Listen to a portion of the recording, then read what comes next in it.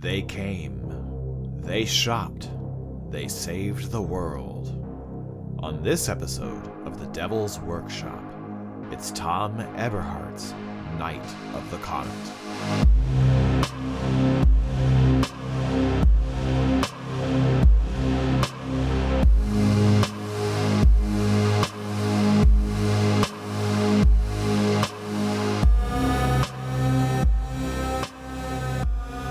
Hello, welcome to the Devil's Workshop podcast. I am your host, Nick Oliver. And I am your host, Katie Oliver. And I have some really terrible news to break to the audience. Oh, what's the word? There's been a horrible death. There has? Yeah, and we may be responsible. It's possible that we're responsible. So, the director of the movie Leprechaun has passed away recently. Like as of a few days ago, right? At time of our recording. January 16th, 2026. So it's been just under a couple of weeks from now. From when we're the date of this recording. Yeah. And so Mark Jones, that was his name. Mark Jones. Is it possible that it was some foul incantation born of our episode that, you know, pulled the trigger, so to speak? Yeah, so I heard there's a rumor. Well, this is unconfirmed, but there is a rumor that was passed to me. It came from my people. They heard it. They passed it to me. Right, my people, yeah. You know my people. Oh, I've heard. I mean, not personally. I've heard tell of your people. You don't personally know my people. Like, your people know my people. My people know all about your people. Yeah. I don't know your people, but yeah. Our people are known to you. They're known entities. Yeah. Yes. Anyway, so the rumors came to my people. I don't know if your people are hearing this. This is news to my people. Oh, wow. So the rumor is that Mark Jones heard our episode. The things that we said about his movie Leprechaun.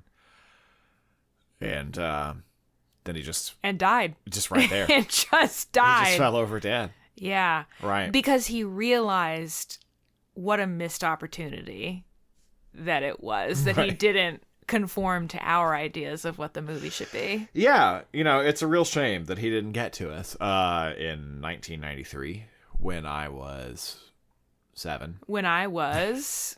0. Depending on, I'm not completely sure when that movie... What day did Leprechaun come out? Well, I have to assume it was probably near St. Patrick's Day, but I don't know There's a real good chance that I was in the womb at that time. Or freshly out of it. Opened January 8th, 1993. Okay, yeah, so I was practically a twinkle in my parents' eyes. Yeah. You may not have even been conceived. It's possible. Right. Hi, Mom. And in 1993, at that point, I would have been 6. Maybe my parents had a passionate night yet after seeing Leprechaun in the theaters. But even so, he probably still should have talked to us. He probably should have talked to us. Yeah. But in all seriousness, you know, rip to a legend. Mark Jones. You know, pour one out, because, you know, that he's some Jameson. Some Irish cream. Oh my God, we're gonna get canceled. But you know, tip of the hat to a genuinely legendary figure within the world of horror. Who we killed? Yes. I'm not saying. Okay, allegedly. Yeah. According to your people. Wow. Well, I don't even know how to move on from that. I don't know how to transition smoothly. Well, let's just get right to our history with Night of the Comet. I guess so. Yeah, Night of the Comet. Can I start? Sure. I don't have anything like particularly, you know, enthralling to say. It's just the two of us watched this. So I'd never seen it when we watched it together. I think that's true for you as well. True for me too, yeah. But we watched it together a few years ago, and I thought it was like pretty cute. It didn't Actually, there were a couple of moments that left a fairly strong impression on me, but like it did not really register as like exceptionally good or exceptionally bad. Sure. But it was a movie that I found interesting and pleasant to watch. Yeah, so I've been curious to return to it because like it had a sort of savor of like the perfect kind of movie for this podcast. Yeah. And I feel like that was ultimately true. Like that impulse ended up being correct for me anyway. Yeah. What about you? Yeah, it was pretty much the same for me. My opinion of it really didn't change upon a rewatch, which sometimes happens. Sometimes you like it more, sometimes you like it less. Yeah. Whereas this was pretty consistent to my yeah, recollection. sometimes you have a Hannibal experience, sometimes you have a John Carpenter's vampires experience. Sure. Yeah, where you like it less and less each time. Yeah. Yeah. This I like about the same upon rewatching it. I like it a little more having worked on it. Sure. But that's always true. You I always like it a little. The more time I spend with a movie, you kind of fall in love with it. I don't know if it's just Stockholm syndrome to an extent. Well, yeah. This movie doesn't deserve that. Like, it's not this isn't a bad movie. This movie kind of cuts right down the middle. Well, and this isn't a wretched movie. No. This isn't a movie that makes you curl your lip in a sneer. Yeah. It's got more heart to it than that. But yeah, something I was thinking about was like, when I watched the movie the first time, I was filled with a sense of like, about certain choices that they made. Mm-hmm. And I didn't quite, they felt like unnatural choices to me, where there were much more obvious and to me interesting choices to make. But I will say, like, working with the sort of detailed plot synopsis, it made me kind of reconsider, like, there's a sort of hardy logic to the script that I kind of came to appreciate, even though I still went and made different choices. But yeah, I think there's a sort of like affection bred by proximity for this movie. It's kind of a curious one because just a peek behind the curtain to the audience as to how we do this. So we originally were writing plot summaries just to read to people. Like, so probably the audience members for the most part know this at this point in our show, that we were reading a whole plot summary out. So now we still write that plot summary so that you and I are working off of the same document. The same template. So that when we're making a revision, I'll read my revision and you'll read yours. And it's going to be familiar to both of us as we're reading our revision out. We're going to be working from the same place. It's just for clarity and a lot of simplicity, right? Yeah, so we're working with the same root and then pruning it into different shapes. So in reading the summary, I'm thinking to myself, why don't I like this more? Because reading the summary, like, this mostly works for me. Like, when I think, when I sort of remove myself from it, like, why am I not appreciating this movie more? Which I did have to think about a lot, because from a bird's eye view, it should work a little better than it does. So when you get into the weeds with it, I think it does undercut itself in some ways. It doesn't. Yeah, I think the premise is very sound, and it's just the execution that leaves me a little wanting. Yeah, which we'll get into. I think there's a lot of good to be said about this movie, actually. Yeah, absolutely. And this is kind of an interesting movie to talk about because, I mean, this is ostensibly a horror podcast, but at the same time, I wouldn't call this a horror movie really at all. This is like, it's almost like, what am I reaching for here? There's this sort of like Bildungsroman, but like wandering hero quality to this story. Interesting. Like, it's so sort of loping and easygoing. It's like the gentlest horror movie you could ever watch. Yeah, I mean, this is a horror premise, but not a horror execution. No, like the characters don't really feel horrified about what's happening, really. And I like that, honestly. Yeah, that's I fine. like that. It's refreshing. Yeah. And, something that I've been kind of saying and like I just can't get out of my head about this film is that, like, if you want to understand what the tone or the vibe of this movie is, it's like this movie, Night of the Comet, crawled so that Buffy the Vampire Slayer, the movie, could walk so that Buffy the TV show could run. Sure. There's a sort of genealogy that I think you could trace. It feels quite natural to me. Yeah. And I have to more or less agree with that statement. I assume that's accurate. Having seen the movie quite a lot, actually. I'm like the only person for whom this is true, but I've seen the movie quite a lot. I don't really know the TV show very much. I feel enabled to say that because I've a podcaster I like does a Buffy breakdown podcast, and I've listened to a lot of that. So I feel like I have a decent sense for the stuff that I haven't watched. Yeah. Well, and Buffy now is an interesting place.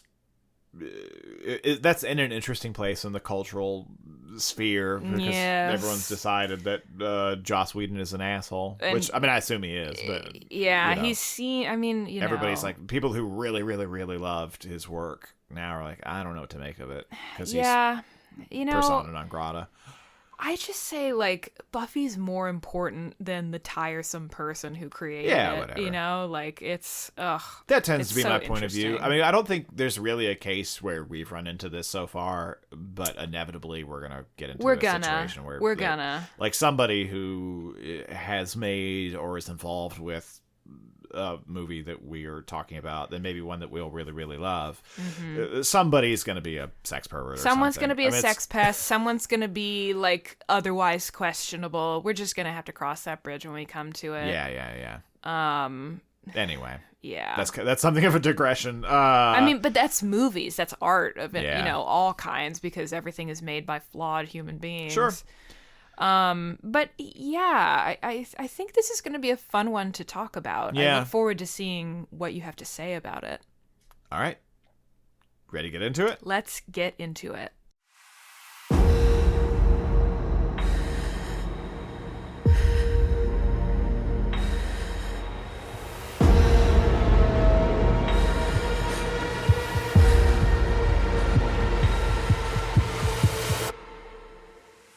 Can I say what is working for me? Please. If you don't mind me sort of taking the lead. Oh, I beg of you. The first point on this one. I like to lead with actors, which we kind of just started doing, but it's a good place to start because it's the thing that you can is kind of most important, but also, or one of the most important things, but is the thing you can sort of change the least for our purpose. So it's something I do like to talk about. You can't say, all right, this didn't work, so let's replace this person with Jack Nicholson, right? So, or whatever. So that requires too much imagination from me and the audience. So I do like to just sort of address that head on. Anyway, for this movie, Catherine Mary Stewart. So she's our lead. She's Reggie.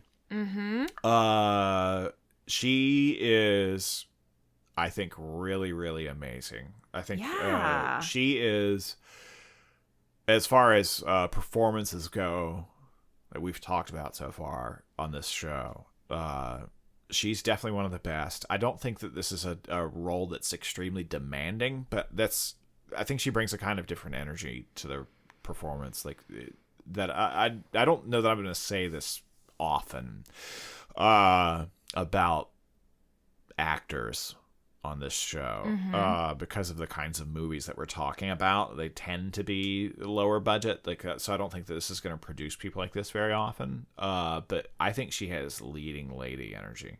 Yeah, sure. Like, she didn't go on to have a really great career. She worked, and I think she probably did okay for herself, but like, she could have been a star, I think. Yeah, well, she's got such a beautiful face, and coupled with, like, she comes off as so perfectly, like, cool. She's so cool. Yeah.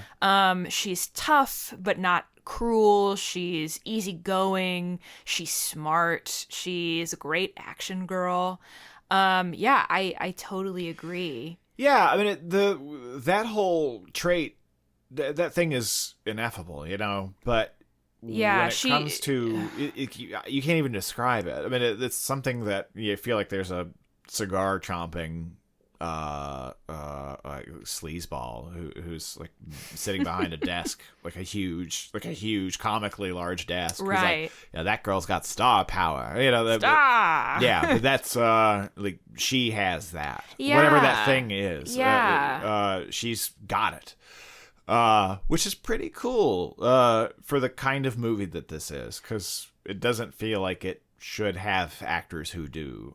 Well, there's something like in my notes, I called her like a natural. Yeah. By which I mean like she sort of seems to have an instinctive grasp of like how to look good on camera. And I'm not just talking physically, I just mean like how to kind of wring the most juice out of a character that could otherwise be uninteresting if played too broadly or too flatly. Actually, and I don't want to interrupt you if you still want to say more about Catherine Mary Stewart and her performance, but I was going to say I really like Kelly Maroney in this movie. The younger sister, Samantha. I think she's so like cute and again, like not an overly broad portrait of a valley girl. Like there's a sweetness to her. There's a vulnerability, you know, and she has a sort of like dreamy quality about her performance where she always seems like she's like half of her mind is daydreaming even while she's threatened or, you know, invested in what's going on around her. Yeah, I want to come back to her, actually. Okay. Because I like her performance fine. I have some problems with that character. Yeah, I think that's a good distinction. I have problems with the characters as well, but I love her, and I think she gives a really great performance. But as for, back to Catherine Mary Stewart, I want to focus in on her character more because there's only so much to be said about performance, and we're ostensibly a writing podcast. So I think she's Reggie, or Regina if you prefer. She goes by both in the movie. I think they do some really interesting stuff with her. So this is, I think, part of where, and this is true for both her and Kelly Maroney's character Sam. Lesser movies would have made them badass with like quotes and a trademark, you know what I mean? Like the fact that these characters are good at martial arts and they're good with guns, it would have meant that other aspects of the characters would have changed too along with them. So they'd be tough, they'd have camo, their hair would be cut short. They would have had like a screw you attitude. Like they would have been like Vasquez from Aliens or something. You know, that's the type of character that a lesser movie would have made these characters into. Which, of course, at that point you have no movie because they're supposed to be Valley Girl and types. there's no threat to them, I guess. Right. Yeah. So these characters, especially Reggie for me, they're like lead teen girl characters from any other movie starring a teen girl. Yeah, I mean, this time, with slight adjustments, they could be sort of early or prototypical like Brat Pack actors. Or something. Yeah, that hadn't quite taken off yet, but still, that's you can see that that's you can see its approach. Yeah, that's coming. In this movie. That's coming down the pipeline for sure. So she's recognizable and familiar enough, but she's not so. None of them are so far afield. Like they're had they been like Vasquez from Aliens or something. Again, if they were just like these awesome military types or whatever that would be, they would be kind of unfamiliar. That they're going to be at a remove from the target audience, which is theoretically, again, teen girls. So like anybody would have a harder time rooting for them in a way. Because like, oh, this is... You root for these characters because they're like people that I know. Yeah, you know? yeah. Like they just also have this trait that I don't have. You're not watching Die Hard. You are watching a movie about two teenage girls, right? And that's nice. Like they have a sort of like breeziness, a kind of almost like flippancy when they're dealing with like the kind of heinous, shocking circumstances of the Comet.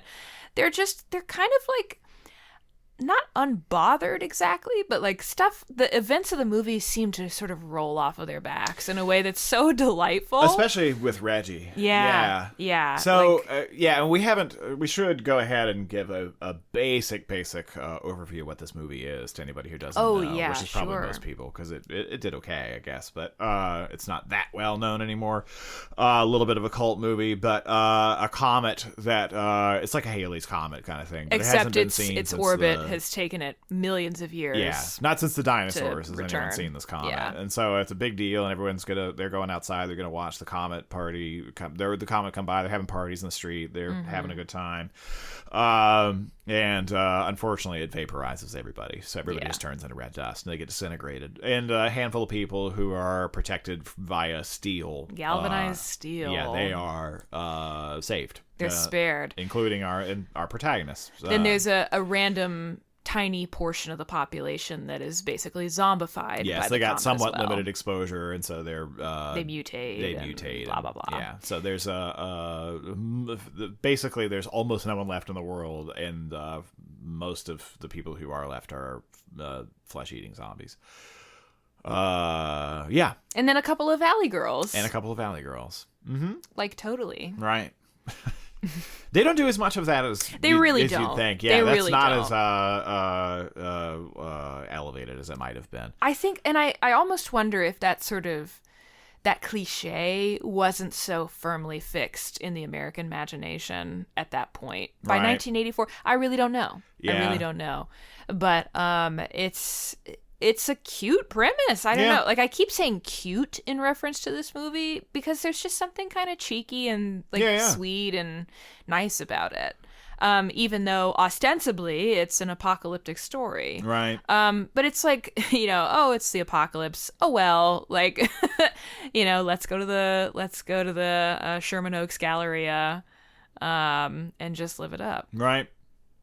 Well, so what else are we liking about this movie? One last little bit about performance. Yeah. Jeffrey Lewis, who plays Dr. Carter.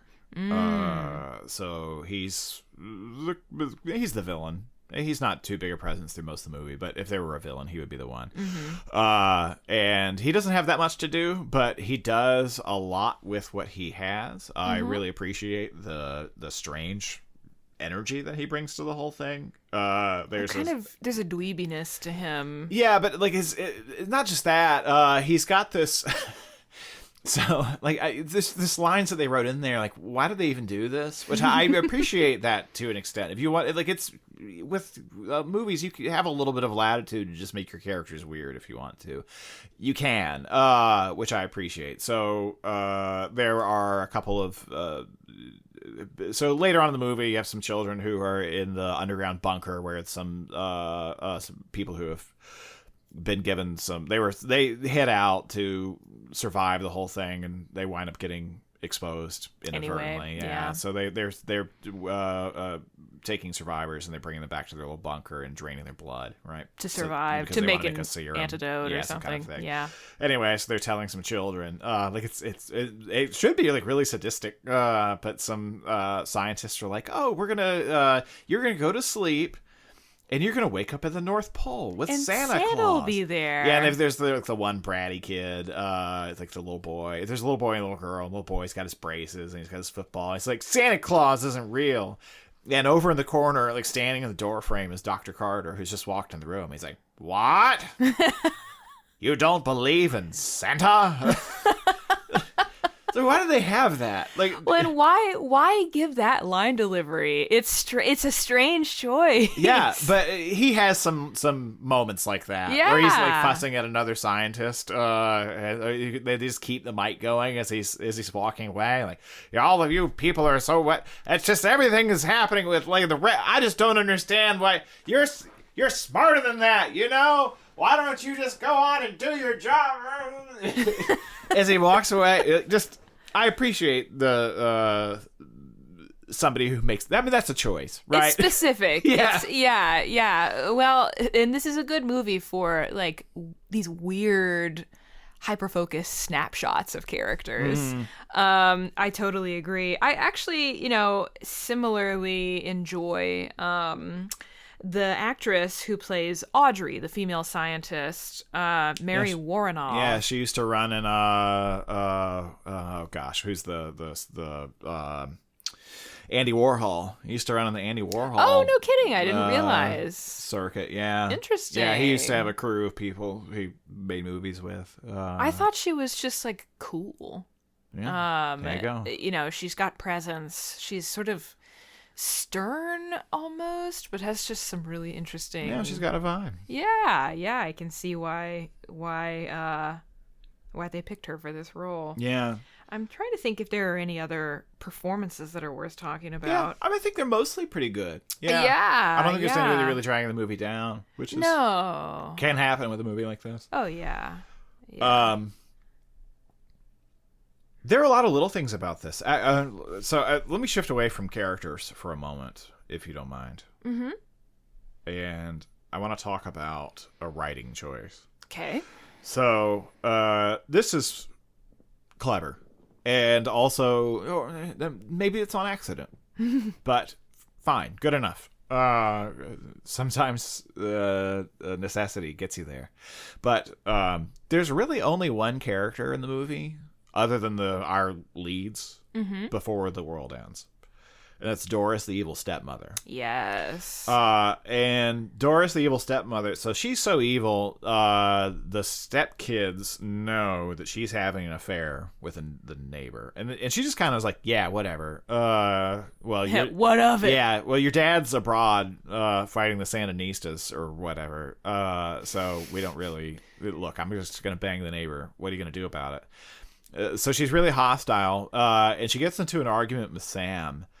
And they have a slap fight, and which escalates into Doris punching Sam so hard she sends her flying backwards over the couch. Yes, so she nails this kid. Oh, she slugs her. It's at a party, and there are people around. People are everywhere. Yeah. So Doris, which is a good name for an evil stepmother, is really bad, right? So she dies. Like, the only other character at this point is the theater manager. That's pretty much it. And Larry, I guess. Well, yeah, but he survives. Comet. Sure. I mean, not for long, but anyway. So that's about it. The theater manager, to the extent that he matters, because he's never seen again, and Doris, like, she's only the real named character that you get there. So when the world ends, the only person who's really died is Doris. Like, as far as we know. Like, we can kind of accept that the world's ended. Like, we don't really mourn that. Because we've only lost the only person who's died is our villain. So, we as an audience don't get too wrapped up in, like, oh, God, everyone's dead. What are we going to do? Like, you don't spend... It doesn't become a really that mournful of an event. Yeah, I mean, a little, it's kind of like the world ended while you were sleeping. Yeah, there's enough of it. I mean, they sell it because they drive around LA and the streets are empty. Like, you accept the premise that the world has ended, but really at the same time you have that dissonance. Like, oh, the world's ended, which just means that Doris is dead. Right. So that's a fairly clever trick, or it's, they made the movie with $6, and so they could only cast the one actor. Whatever. I mean, these things could just as easily be that. It becomes more surreal than somber. Yeah.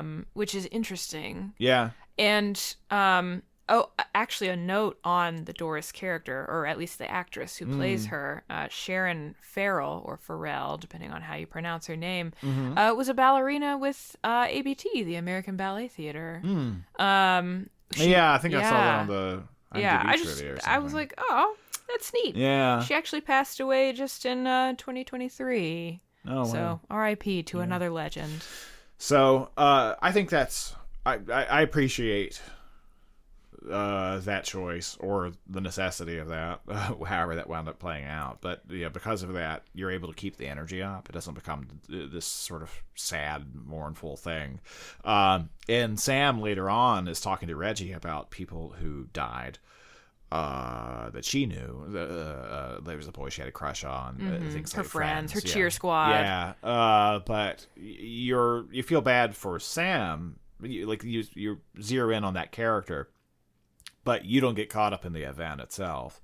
Like, you're not mourning the same people she's mourning. You're just responding to her sadness. So you feel bad for her, but you're not along with her for that journey either, because, again, the world is only as big as Doris. Right. Well, and we don't see a single person die from the comet itself. Yeah, the only thing you see is that Doris briefly, like, this looks like she scratches at her skin or something.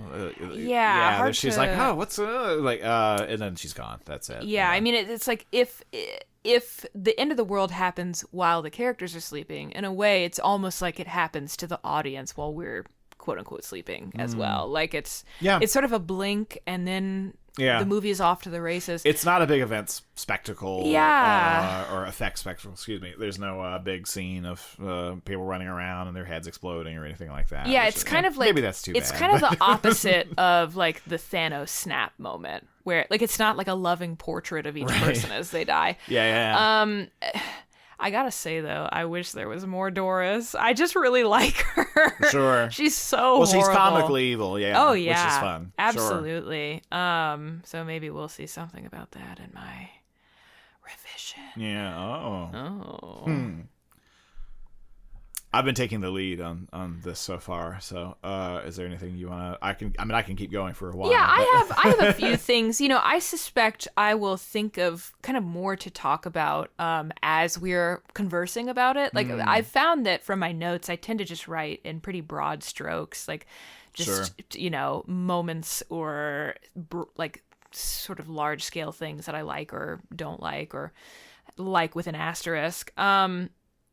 A sequence of this movie that I love, I find thrilling and just deliciously charming, is everything that happens at the mall, at the aforementioned Sherman Oaks. That's my Oaks. next thing, the Sherman Oaks Galleria. I friggin' love that whole scene, or that whole sort of sequence of scenes. I have some problems with it that I'm going to address, but sure. Ultimately, I like that a lot. I think that's maybe the part of the movie that people remember. At the same time, it's not that long. It's actually pretty narrow. It takes up a narrow band. They get of the movie a lot for sure. out of it, though. Yeah. Well, they're playing "Girls Just Want to Have Fun." Mm-hmm. It's a cover, but it's a cover that's recorded to sound as close to Cyndi Lauper's version as they can make it. Probably like legally. They're really doing as close as they can. Like, we don't have the budget to pay for Cyndi Lauper, but that's done. But we do have the budget to pay for Lindy Sauper. Well, and it's kind of funny because that's such a like a trite like thing now. I mean, at this point it would be retro if you were to do it, but there was a time if you were to film that sequence in the 90s, everybody would be like, okay, come on. You have to. Whereas this is what, 85? 84. 84? Yeah, nobody had done it yet. Yeah, if you're the first one, you can get away with it. You can get away with it. Yeah. There's something like, I don't know. I mean, even though perhaps if it were redone now or re-implemented now, it would feel trite. But like, there's something about like Sam having this moment with Reggie being like, oh, like everyone I know is dead. My friends are dead. My pep squad's dead. My crush is dead. And Reggie, I mean, what is she supposed to do? So she's like, you want to go to the mall? Yeah. It's like, I love that. Like, that's two sisters cheering each other up. Yeah, it feels like an earnest character moment for sure. Yeah, and it's like, you know, what a spectacular treasure trove. You know, like, oh, like, look, everyone we know is dead, so let's do something that is simultaneously so normal. Like, I would do this for you. I would take you to the mall if you had gotten dumped by your boyfriend.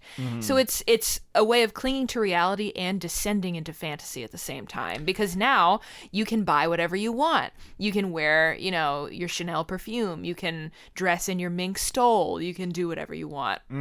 You can dress in head-to-toe designer clothing, and it doesn't cost a dime. So it's like this intriguing, almost like crossing over of, you know, the ordinary and the completely fantastical. I don't know. It's just so... It's so charming. Yeah. Well, and what's strange to me about this is... So, as you know, one of my favorite movies is The Dawn of the Dead. Indeed. Which Dawn of the Dead is about a bunch of survivors of the zombie apocalypse, which is ongoing, but humanity is basically lost at this time, holing up in a shopping mall. They take over a shopping mall. They drive out all the zombies from inside of it. They bar the gates, and they just hang out in a shopping mall. Mm-hmm. And at first, it seems great because they're like, "Oh, this is amazing! We have a shopping mall. We have a whole. There's 4 of us. Anything you want. Yeah, we have this big ass shopping mall here. It's at our disposal." And after a while, like, "Oh, this is it, forever." Yeah. Great. Oh, like just like a hippodrome of empty pleasures. Consuming can't satisfy. Ultimately, this is kind of an empty calorie. It's a life devoid of meaning. Yeah, that's Dawn of the Dead. So that's, I don't recall off the top of the head, 78, I think, something like that. So, and then here comes this movie. That's like, screw all that. That's dumb. Shopping's great. Which is kind of funny because, I mean, you'd think that this movie would have come first, cosmically speaking. That and this Dawn would of the come, Dead would Dawn be sort of the critique. A response of that to that, yeah. So, which is not how it went, obviously. But life doesn't flow that way, and so I mean, there's a lot of there are a lot of political statements being made in that movie, Dawn of the Dead. There may be some that are implied in this one. There's certainly more pro-consumer. Shopping is great, kind of thing. It's very Reagan era, but that's the progression of politics at one time. We moved that way. We moved into the pro-consumerist 80s. And I think like there's even something. I mean, the cynical view is that like this is pure Reaganomics. These are your material girls living in a material world. But at the same time, there's such a childlike innocence to like, what else are these 2 girls supposed to do? Sit around and read Proust? Like, no. Right. No, that's not what they're going to do. Yeah, it's easy to criticize this. We're like, okay, well, what else? What? Right. Seriously, what the hell else are they supposed to do? Yeah. Like, they've got no one. No one has finished, quote unquote, raising them yet, even though they're on the cusp of adulthood. They're children who are teetering on the brink of like this horrifying world. And even if the horror of it hasn't truly registered for them yet, or if they're in some ways insulated from that horror, it's like they gotta live. They gotta exist in this world. Right. So I think the cynical reading absolutely stands, and it's fair to use in thinking about and talking about this movie. But I think there's also like there's more to it than that. Like, it's not just shallow or something. Sure. I would have been okay with it if it were even more shallow. I didn't ultimately go this direction with my revision, but one thing I really entertained was cranking it up into being like a complete insane, like pro-Reagan era monument to consumption and American excess. Just have it be completely ridiculous. And it was an entertaining thought because that's rather against my own personal politics. But I don't care. That's not the endeavor. The endeavor is not to make everything that I work on align with my worldview. It's to make it the most of what it is. That's always my goal. So if there's a pro-consumption 80s excess undercurrent to something, like, let's bring it up. Whatever. And I think that like the movie could still be that without necessarily espousing that point of view. Like, okay, this is a total fantasia of Reaganomics, but like it's the end of the world. This is a ghost world. It's not a world that can last. It's a world that it has been stopped in its tracks and can go no further. So it's not necessary. Like there's you could certainly do that as a straightforward kind of a take, but you could also do it very satirically. So I think like there's room in this movie. I didn't ultimately go that way with it. Not really. I mean, there's some elements of that to my revision, but I think that if there were a third person working on this, maybe like they reasonably could have done that. Maybe you did Yeah. that. I think I was thinking about the same thing, and what I was ultimately more inclined to do, and of course I will talk about this when I read my revision, it's just like what if you were in the mall but it was a nightmare, like taking up hopefully more of the somewhat surreal elements and the problem that this world presents of like everything is fleeting, everything is winding down, but there are these sort of pleasing images of consumerism and luxury, because of course we're in a very rich area of California and stuff. So I think like this would be a movie that I would be so interested in coming back to and like doing like a mega revision of or something. Yeah. I think you really could. You could really exploit this premise. And I used a slightly lighter touch than what that would require, but I'm just... Likewise. But I did consider pushing it that far. Yeah, well, you could. Yeah. You easily could. I'm trying to think other things. Okay. Except for a couple of moments where the movie like dips into a little bit more of like a goofy place. Like I really like the tone and the sort of breeziness of this movie. Like I like that this isn't really a movie that's gonna stress you out. That's true. Yeah. I have some things to say about that. Sure. Let's read to the what's not working section. Yeah. Ooh. Yeah. Oh. Well, I'm intrigued to hear what you have to say about it. And is there more to say about what is working before we, Yeah, I have one more thing. I think that I wish this were seeded a little bit more through the movie. But I really like the epilogue, actually. Oh, sure. So the family unit has been rebuilt. So now we have Reggie, who is she's officially a couple with Hector. And she has treated the two children that they've rescued from the bunker as their own children. And they've also kind of treated Sam as their own child, even though Sam is Reggie's little sister. They're treating her like the teenage daughter like the of teenage the family. daughter. Yeah. Because she's taken on that role. But the movie begins with the classic American nuclear family being fractured. So dad's abroad at war. So he's just gone. And the stepmother's evil.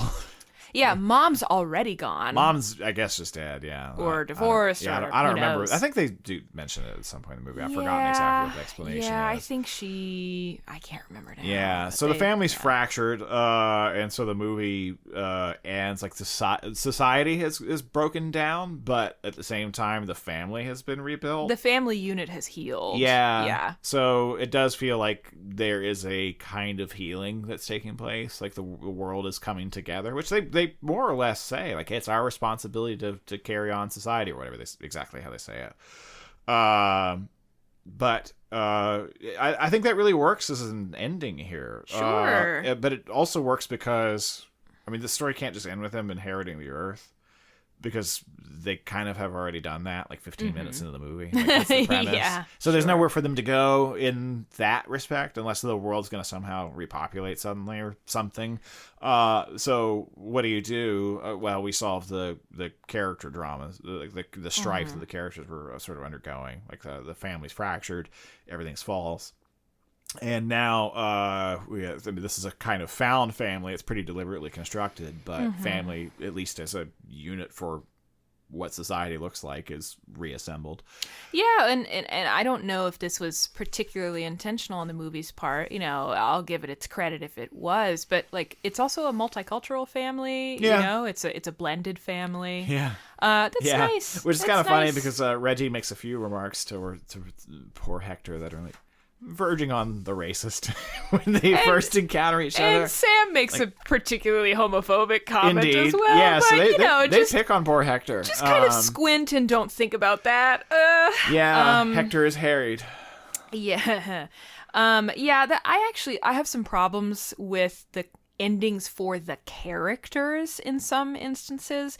But what I really do like about the ending is, as you say, like, it's very hopeful. You know, they throw their guns away, like they dump them in a trash can, and because like the zombies, you know, any remaining zombies have just kind of petered out at that point, and it's there's a just ticking clock element to the zombies because they're continuously decaying. Their bodies are still degrading. Yeah, so they're zombies for a brief time, and then they just turn into red dust like everybody else. So yeah, but there's something kind of lovely and hopeful about it. Yeah. You know, and like yes, there's this sort of like society must be sort of born into the future. Like we have to stand at the crosswalk and wait for the lights to change before we cross and all that stuff. And the power's still on. That's important to point out. This is not an especially realistic view of what that situation would be like. Yeah, but the LA didn't catch on fire immediately because of anybody cooking at the time. A million planes didn't crash.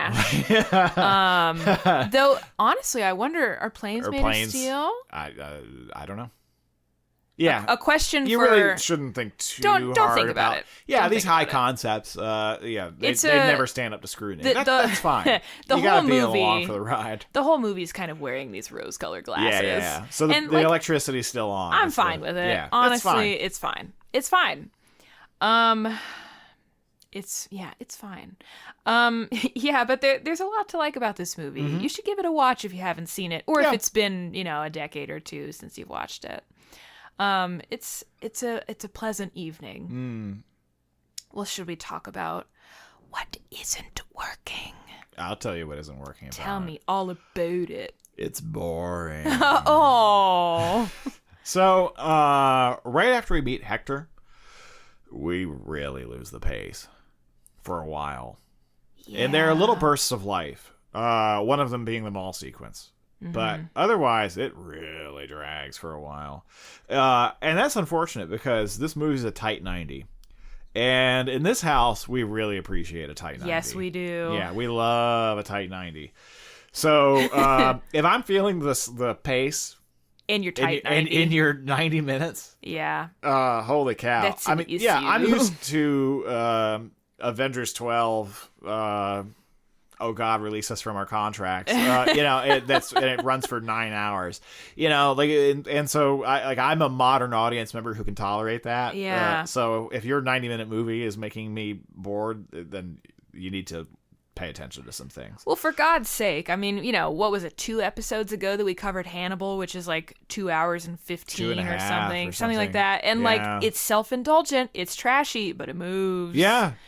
So pacing matters. Yes, it matters a lot. It can make or break the filmic experience. And I think this happens for a few reasons. So right after this point, Sam starts having dream sequences of being attacked by zombies, which that kind of drags it down because when somebody wakes up from something, it was a dream. Like, oh, great, I didn't need to watch that. Like, it didn't have anything to do with the plot. See, I love a dream sequence in general, and I even like these dream sequences, but it's got to do something with character because it can't advance the plot unless, there's some kind of, I don't know, the dream has revealed a clue or something like that. Barring that, it can be a nice sort of setup for a character moment, but I feel like Sam's character never really gets to capitalize on what the dream suggests to be her anxieties, her fears about the apocalypse. So I like those moments. I want more to be made of them. Sure. I don't really like the stuff at the science facility. Which stuff? The ending at the ending sequence, just you mean? Or I'm not that interested once the girls arrive at the base. Okay. I don't know. I'm like, can't we go back to the mall again? Yeah. Well, that's one of my problems. This relates to the pace, which is that the other thing, tone. Yeah. So the beginning of this movie is a lot of fun. It's very jaunty. There's like 80s pop rock playing, and you're really on board with it. You meet your lead character, and she's playing arcade games and not doing what her boss tells her to do. The whole thing's really great. You have Doris punching Sam so hard she flies over the couch. But there's a lot of irreverence to the whole thing too. She's talking about how she's banging her neighbor, and it keeps cutting to a newscaster who's like acting like he wants to jump off her bridge, and nobody respects him because it's like a time, like everywhere is like Times Square basically. So he's in a Times Square like environment, except it's L.A. So wherever he is, and everyone's bouncing him around. He's like this shrimpy guy, and he's like, oh whatever. Yeah, he wants to be dead. He's about to get his wish. Yeah, yeah. But there's a real like light and jaunty and up tempo and heightened tone that's set that the movie really loses eventually. And there's little moments of it where it comes back, but right around the time we meet Hector is when we lose it, which is really too bad because. When we're writing the summary for this, I'll watch the movie again. I'll go through parts of it. I'm like, God, why don't I like this more? I mean, like the first, I don't know, it's around 30. I clocked it. It was like 33 minutes into the movie is when we meet him. It's not because of him. I like Hector just fine. I mean, I have things. I will come. Yeah, I will address him. I have stuff to say about him too. But his performance is fine. But at that point, we lose the heightened aggressive silliness. We kind of lose the tone. The pace sort of goes with it, and you have little moments where it comes back. The mall sequence makes it come back. Everything. I really like the stuff with Hector at his parents' home in San Diego, where he's attacked by a child zombie who he doesn't have the nerve to kill. And so he just runs from him while this child zombie like chases him through his own house. It looks like it's out of the Evil Dead 2. Yeah, sure. And he has to flee his own house. He's fled with a sack of his like sentimental objects, belongings. Yeah, that he stuffed into a pillowcase that he flees with, and it looks like he's like running out with a pillowcase stuffed with stuff and a gun. And he looks like he's robbed his own house. Basically. Yeah, like that's great. That's fun. All that's so there are moments of that, but generally it loses that tone and the rhythm along with it, which is really too bad. It's really too bad. Yeah. See, this is so interesting to me because I have like almost like the opposite tonal issues from you. Oh. Yeah. And that's exciting. I think part of it is just like what we find appealing as viewers, because clearly our revisions are always pretty different from one another, or even if they're kind of working in the same mode, we do different things and make different choices. I don't really like that part that you described with Hector. It gets too goofy for me. Oh. And I am willing to be pretty patient with this movie, like when it gets slow and sort of a little more somber. There are moments where the tone of the movie almost deflates like a saggy balloon, and like I'm kind of into that. Like I like these sort of like, it's almost like the movie's pausing for air, and like the characters briefly or temporarily realize like, oh my God, like everything is ruined, or everything is frightening, or like the reality of the movie breaks the sort of candy shell of the fantasy of like, oh, we're in the mall and buying whatever we want. And so I think like I was more willing for the movie to take its time with some of those elements, but for me, the inclusion of the more silly stuff towards the middle, like the Hector stuff and everything, like to me, that kind of undercut the sort of breath, inhale, exhale, kind of breaking quality of like that, almost like a sine wave of tone. I was like, okay, I've just been sad about how everyone Sam knows is dead. I'm not really feeling ready to watch like a slapstick moment right now. Right. So isn't that funny? Isn't that funny how we're kind of... Yeah, I differ from you on that for sure. Yeah. I mean, what are you gonna do? Well, and you know me, like my tendency is towards things that are a little bit more melancholy, a little bit more morose. So I think that's just a personal taste thing. Well, so I like it because maintains the tone set by the first half hour of the movie. Yes. So, I mean, you need to have down moments for sure. I mean, it can't be cotton candy all the time. I mean, you do have to take a breath. And you can't maintain or very easily maintain a certain tempo. Like, it's much easier to accept a faster rhythm if you have moments to breathe. So that's totally fine. In theory, I don't disagree with you. I understand where you're coming from totally. In this case, I think it drags for sure. Oh, sure. And I will use this as an opportunity to pivot to one of the reasons I think that might be the case for me. Because I have some problems with the character of Sam. Oh, tell me.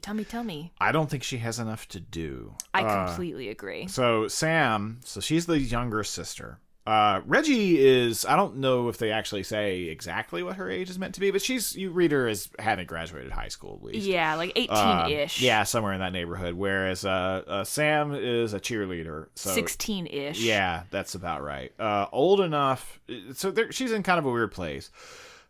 So when we first meet her, well, she has her thing with Doris, right? So we have that, that's great. But after that, she's a little irritating at first because, I mean, we find out she survived. So great. Reggie goes to her house and is like, oh God, my sister's still alive. How statistically unlikely. Wonderful. But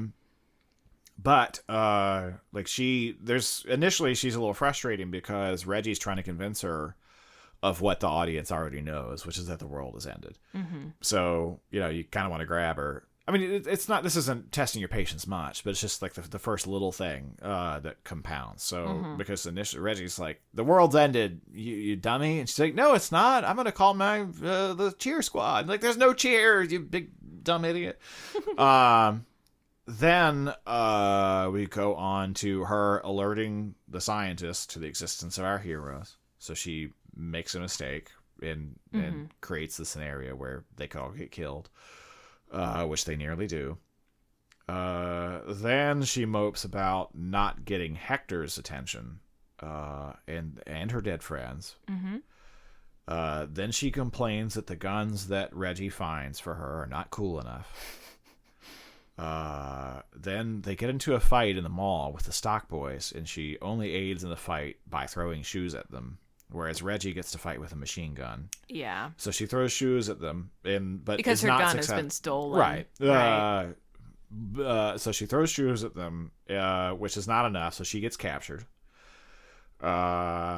She contributes basically nothing to Reggie's escape because Reggie is awesome. So Reggie gets out on her own, unaided. And she's in a weird, dicey age. So she's old enough that she is frustrated that Reggie has taken the attention of every man she's ever wanted to date. So they're close in age, right? So 16, 17, 18, somewhere in that neighborhood, right? So they're close.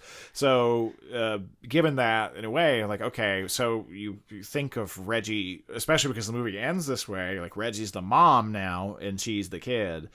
But you kind of hesitate about thinking of her as a kid totally because our lead character is Reggie and you're along with her and they share the same dating pool, I guess. So you don't necessarily you don't read her character as easily as being like a juvenile. It's one thing if they're just like a little bratty kid, right? Yeah. But she's a little too old to give her that much ground as well.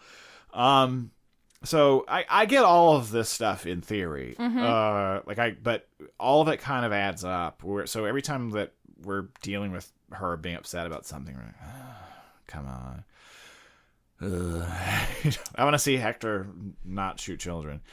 I have stuff to say about Hector too, so I don't want to forget about him. Yeah, and I think this is silly, but a lot of the things that you find rather irritating about the character of Sam, I kind of found myself appreciating just because in some ways I find the Samantha character more interesting than Reggie, even though I love Reggie's or the actress's performance, and she's great to watch.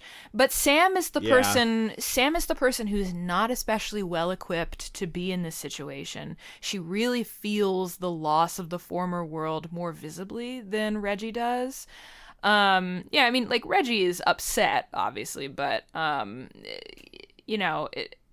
Sam is the one who kind of has to wake up to the fact that everything's different and will be different forever. Yeah. And I find her journey a little bit more interesting, but I don't think the movie capitalizes on, like, where she winds up or what she learns, so to speak. Mm-hmm. So yeah, I think the Sam character has problems, but I find that to be a fairly fertile character. I mean, she is the more interesting character, for sure. Mm-hmm. Because she actually has, like, wants and dreams, whereas Reggie, and frustrations. Yeah, and Reggie, her thing is like, I have a boyfriend. At the start of the movie, she has a not boyfriend, like, just a guy that she works at the theater with, who she has sex with, but they're not really close. She seems like, before Larry dies, she seems kind of ambivalent about him. Like, I don't know. Am I going to have sex with you? Am I not? Right. She gets over him really fast. Yeah. Which, fine. But she doesn't exactly grow or change. And she's got that sort of effortless quality about her. Yeah. Like, she is the type who, like, your crush would just fall in love with. You know what I mean? And so I feel like there isn't as much room for her to grow and change because she's already someone we like and think is cool. Whereas Sam obviously has that opportunity. Yeah, and Sam's lost more in some respects. And Sam, as the younger of the two, like, on the cusp of womanhood, perhaps, has literal growing up to do. Mm-hmm. Whereas Reggie feels grown to me. She's more or part less. of the cheer squad. She it has a social life that Reggie doesn't necessarily seem to enjoy. That we don't see, at least. Yeah. Reggie just seems to work at the movie theater and play on the arcade machine. Mm-hmm. And eat candy and stuff. Like, Reggie, but she kind of has it made. So there's nowhere for her to go. Yeah. Because it's already awesome for her. Yeah. I hear you on all the Sam stuff. Yeah, and again, I absolutely think it's a reasonable critique to levy at the movie. I think we just, ended up kind of coming to different conclusions, perhaps. Sure. I don't know that I like that Reggie ends up being the one, like, carrying the torch of society. Like, the ending feels very conventional for this character, who I don't think of as being particularly conventional, at least at the start of the movie. Like, she's having casual sex, she's working, not going to school, not really seeming to be headed towards any particular life goal. Mm-hmm. She, as you say, she's kind of just got it made, and is enjoying living in the moment. And so it seemed an odd choice to me for that character to take up this sort of maternal role. Yeah. I mean, that's why I thought you could really go, like, a super Reagan route with that. Yeah. Like, that's the arc that the rebellious, I mean, they wouldn't be boomers, I guess. They're Gen X, I suppose. But, like, that's the like, you become path. Conventional with age. Yeah, like, that's what happens to you. Yeah. Like, you start off awesome, and then you give all that up so that you can wear weird clothes and make your hair big. And go to church every Sunday. Yeah, like, that's the route that you go. Yeah, which, again, is not my personal politics, but for sure. But if the movie is crying out for that, I think that would be an interesting way to revise it. Absolutely. That feels like the sort of satirical reading of the character, or of the scenario even, and then in that reading, or in that light, Sam is just a couple of steps behind Reggie because she rides off into the sunset with a hot guy. But like, in that view, it's not really a rebellion, it's a temporary stage until she too settles down into a more conventional lifestyle. So that's, there's a sort of, that's interesting. But I don't read this movie really as a satire, it just doesn't quite hit for me. It doesn't, I think there are some elements of that there, but they're underbaked for sure. Yes. So again, I think you could really do a lot with that to bring that forward. I don't think it requires that much work necessarily, but it's not there yet. But though. there's some stuff like, the stock boys, for instance. We followed the American dream. We were lowly stock boys, and now we own the store. Like, yeah, there's stuff like that. Yeah. What are you saying though? Like, what is the remark being made here? Just that it turns you into a bloodthirsty psychopath, yeah. a sadist. It's teetering in the territory of satire, but it doesn't push hard enough. It flirts with it. Yeah. But that's as far as it goes. Yeah, it makes out under the bleachers with satire, but then it goes home and goes to bed. He goes home and does his homework. Yeah. Right. Yeah. And that does feel like a missed opportunity. Even if, like, I'm not necessarily even pushing for that mega satirical version of the film, though I think that's a lot of fun. But I'm like, I want stronger choices for these characters by the end, or choices that feel more in line with what we've seen and the way the movie has treated them already. Yeah. Yeah. The satirical stuff again. There's. You have to wonder, like, there's something to be said here that could be said about consumerism, about the American family at this time, about L.A. or California, about valley culture, whatever, about women at this time. Second wave feminism is strong. Women are wearing shoulder pads now. They're in the workforce. Pantsuit Nation. Something. But yeah. Instead, I focused on the irreverence more than I focused on the satire. Which is a next door neighbor to satire. But yeah, absolutely. Satire, indeed, it is not. Well, and like it always, when I originally saw this movie and when I watched it again, it seemed so strange to me that the one who ends up with DMK, the guy with the initials from the arcade, who beats Reggie's score on the machine, is not Reggie. It's Sam. That seems like odd to me, unless that's the movie's way of saying, like, this time Sam wins the guy or something. But it really doesn't feel like it's saying that exactly. It's just like, oh, would you look at that? A new boyfriend. Right. That always felt like a really odd choice to me. Oh, I like it. Oh, yeah? Yeah.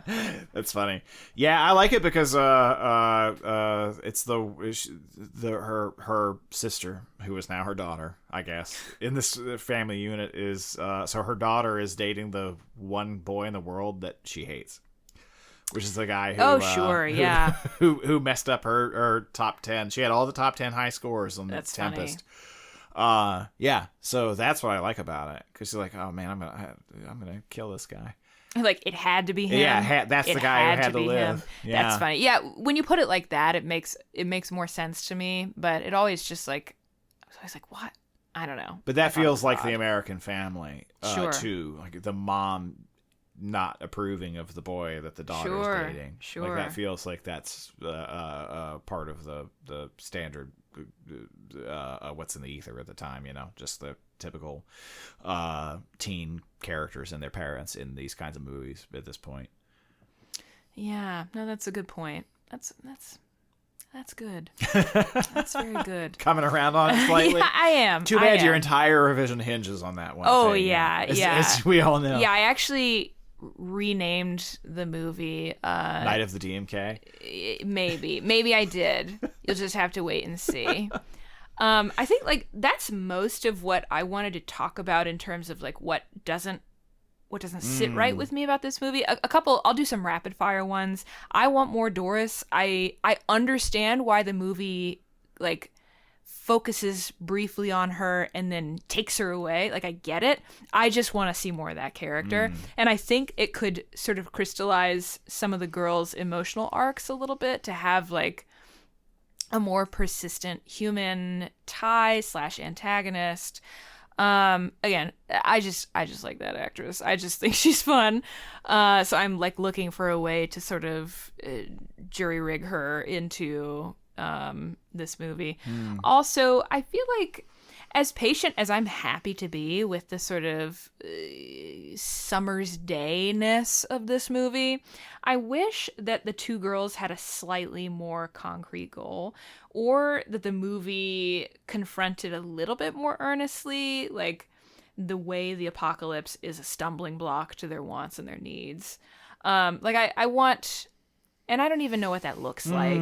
Yeah, that's a good point as to why the movie feels like it drags, because the characters aren't actually working toward anything. Yeah, they don't have any goals at all. I think, and even if that's they true. had, even if they were like, yeah, like imagine this, you know, and this is not what I've done for my revision, but it just came to my mind. Like, imagine like, you know, I don't know, Sam wants one thing. She's like, God, I really, really, really want, you know,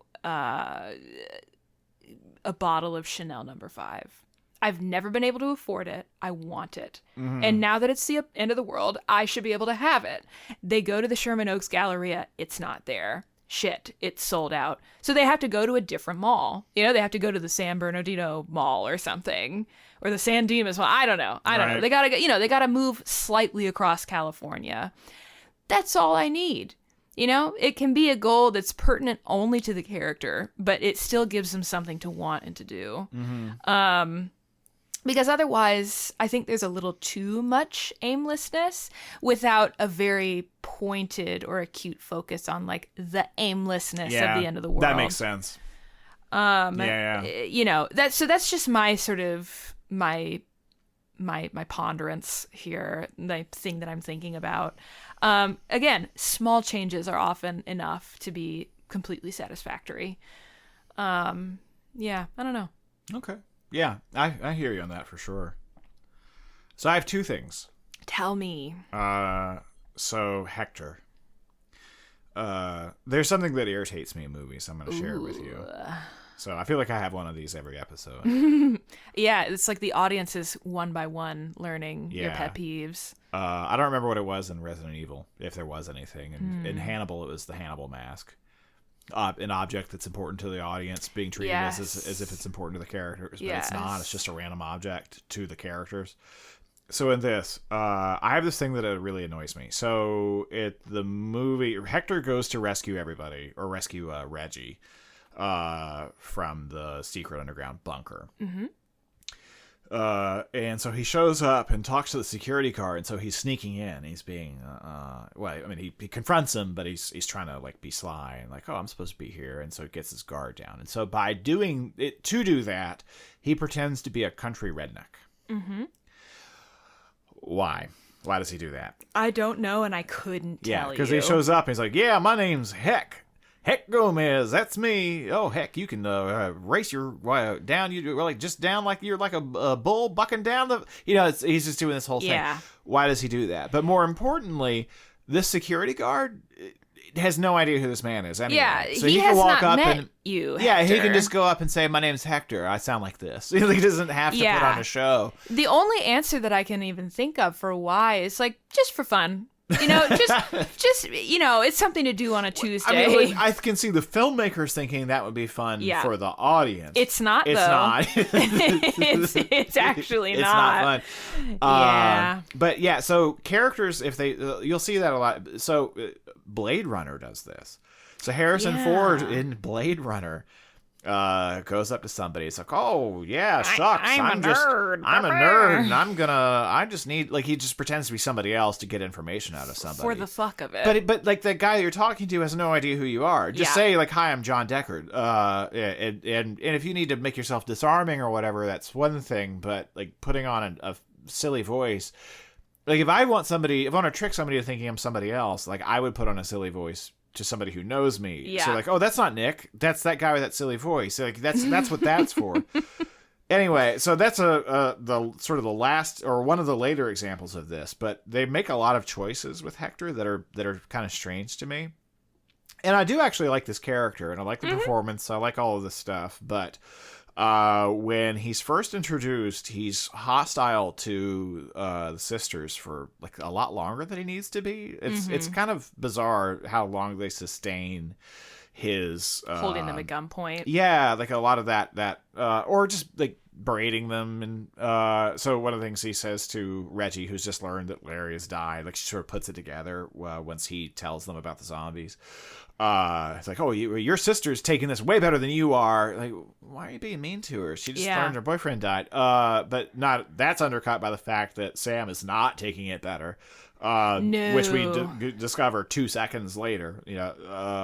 But so he's hostile longer than the movie really asks or needs him to be, which undercuts the romance that he develops with Reggie, like, straight away. Like, well, he was just an asshole to you. Why do you like this guy? Yeah, and Reggie, holds a bit of a grudge. Like, they have a sort of bickering relationship at first. And it kind of just, like, vanishes. That kind of goes away. Yeah. Then he shows up wearing a Santa suit, which, like, I like that, but on its own. But the next time we see him, he's wearing a cowboy suit. Yeah.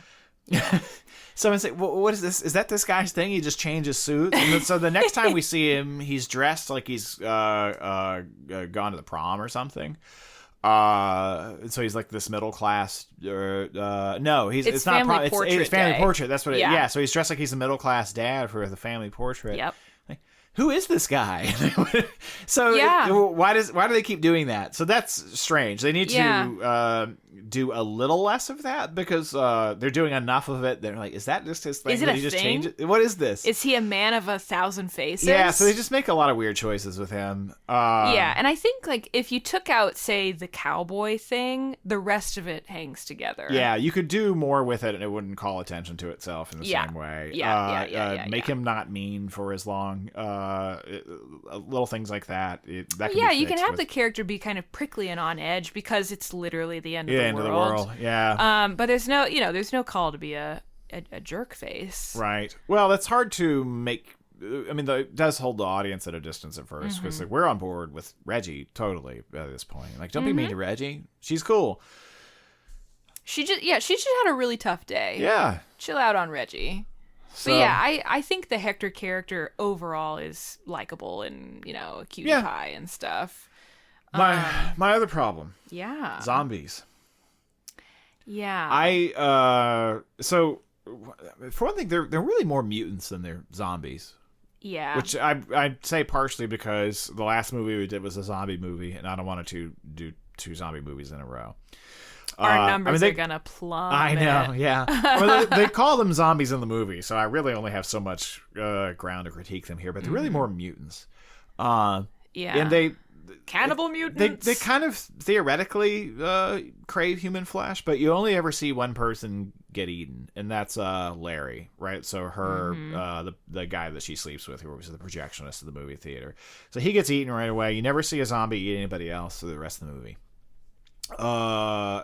So like, that's unusual. That the zombies are really they just don't put any pressure on the movie at all. They're super incidental. Yeah, they're kind of irrelevant. And like, also, it's like the movie can't quite decide, like, does being a zombie turn you into a mindless cannibal, or does it turn you into a sadist? Yeah, what is it? Yeah. So, but there's the only zombies you see in this movie are the homeless zombie, right? The very first zombie you see who kills Larry. The kid zombie who chases Hector out of his own house. The stock boys, and they only barely count because they don't appear as zombies initially. Well, and I think just the leader is. Yeah. So zombifying. but the leader is not a zombie. So like they progress. So like they start off wearing sunglasses because they become photosensitive, so they can't handle a bright light. Which is like a little thing because you meet DMK, the boyfriend who dates Sam, and toward the end of the movie he's wearing sunglasses. He's wearing sunglasses because it's the 80s, so he pulls the sunglasses back. And he wears his sunglasses at night. But the stock boys, as you first see them, are just guys in sunglasses. So you don't have any of that context yet. So they just seem like guys like who are who are shooting, like, who are just work at the mall or have taken over the mall, and they're just fighting for the territory of that, and are just attacking the girls. They're kind of you don't like, know what they're doing. I guess the closest sort of apocalyptic storytelling trope would be like they're raiders, like that kind of like, which is what happens in Dawn of the Dead. Yeah. Yeah. But yet another reason that I, of course, go to the comparing that. In Dawn of the Dead, it's like a biker gang. They're right? a biker gang. Yeah. Later on in the 80s, it becomes diverse punks.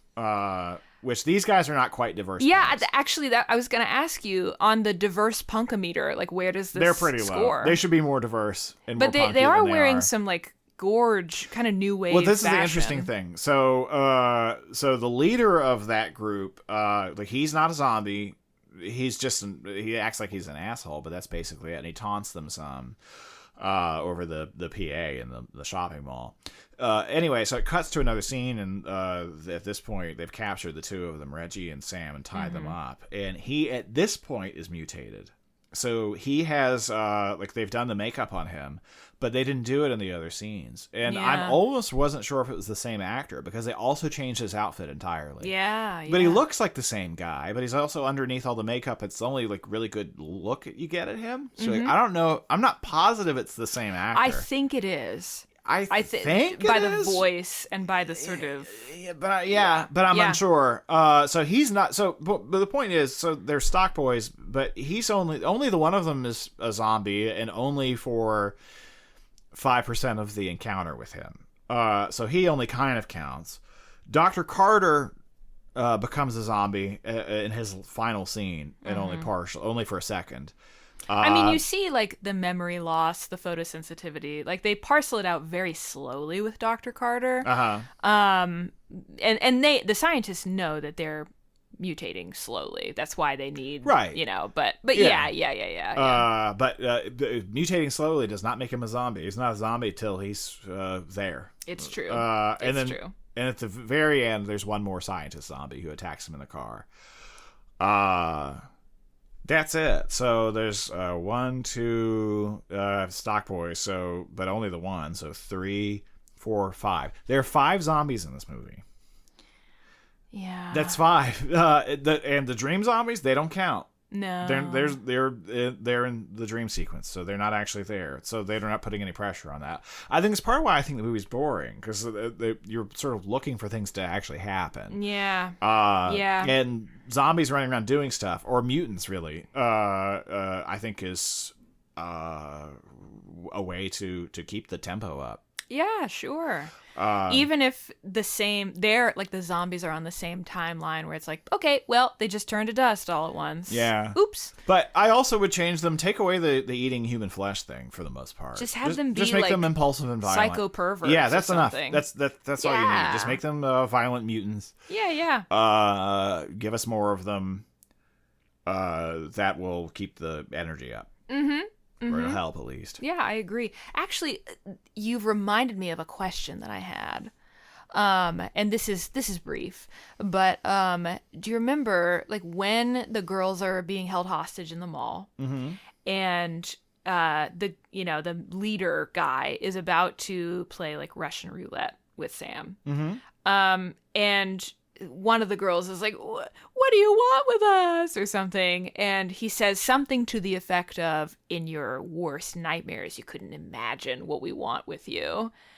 Do you remember that line? Yeah. And I'm like, oh, what does that mean? Like, what do you want with them? And then he puts the gun to Sam's forehead, and I'm like, oh, you just want to kill them. Like, right. I'm like, what? Or like, are you gonna violate so that's their when corpses he takes, or something? right? So like, that's when he takes the sunglasses off, and he reveals to them that he's a zombie. Yeah, but so I'm like, I assume that was part of the reveal. Like, oh, because we want to eat you. Yeah, but I'm like, well, I've imagined that. I already know that you could do that and that you would do that. You know, like I don't know. I just like wanted something more like perverse, sure. I guess. I don't, and that's just the sickness that's festering in me. Yeah, I feel you. I pushed the stock boys a little further myself. Great. Yeah. Yeah. Well, so. And I don't know. I didn't really, but I would, like, this is the kind of thing where, again, I said this earlier, I would love to go back and do like a major rewrite of this movie, where I'm not really constrained by the demands of the podcast, because I think this movie could offer up some really fun moments. Anyway, that was just like, that kind of bothered me, because I'm like, okay, our choices are like, you kill them or you eat them. All of the times the girls are in trouble, other than when they're with the scientists, like, I feel like there's a sort of subtle threat of sexual violence as well, but the movie never really goes in that direction. I think, and I probably just feel that way because they're two pretty young ladies, Sure. At the end of the world. But alas, I said it was going to be brief. Every other movie that deals with this topic would have done that. Yeah. Sure. Well, is there any... Ready to get into it? I think we should get into it. Okay. Well, if that's the case, I'm going to go take a nap inside the garden shed in the backyard, and then I'll be back with my revision. Okie doke. I'm going to go drape myself in a mink wrap and put on some magenta lipstick, and then I'll be back with my revision.